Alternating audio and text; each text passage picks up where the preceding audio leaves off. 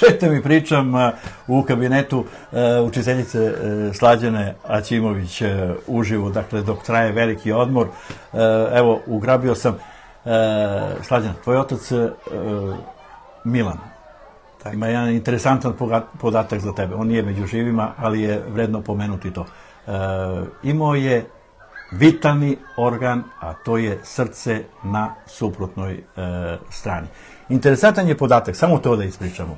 Kako su ljudi, on to nije ni znao uopšte dok se to nije desilo, kako su ljudi, kako su lekari ustanovili da tvoj otac Milan je sa srcem na desnoj strani.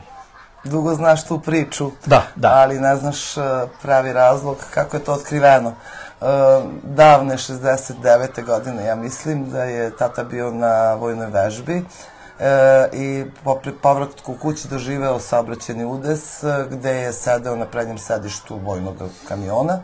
Bajonet mu se zabio tom prilikom u levu stranu plućnog krila i tada je otkriveno da je njegovo srce okrenuto ka desnoj strani, nije ono bilo kompletno desno. Da, oni su hitno da, bio je u Niškoj klinici, na Niškoj klinici, tamo je lečen i tada je, sećam se, ja sam bila malena, mama saznala da je preživao zahvaljujući tome što je njegovo srce bilo okrenuto. Je bilo to čuđenje lekara kada su videli čovek živ, a bajonet prošao kroz levu stranu te mesta srca? Tu gde bi bilo srce, tako je, da.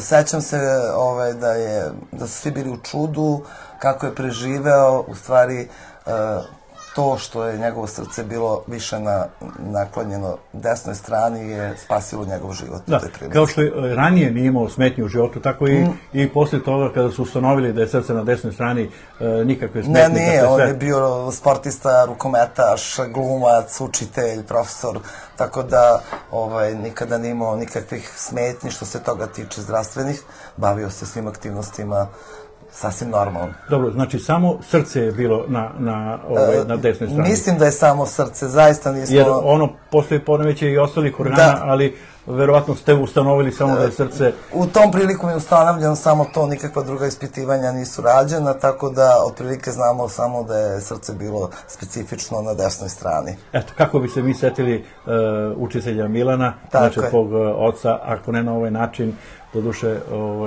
eto, mali kuriozitet je bio to što je imao srce na desnoj strani. Što je bio specifičan zdravstveno. I o tome sam želeo da popričam s tobom i zato ti hvala. Hvala, Nenad. Bila je to emisija Šetam i pričam ove srede.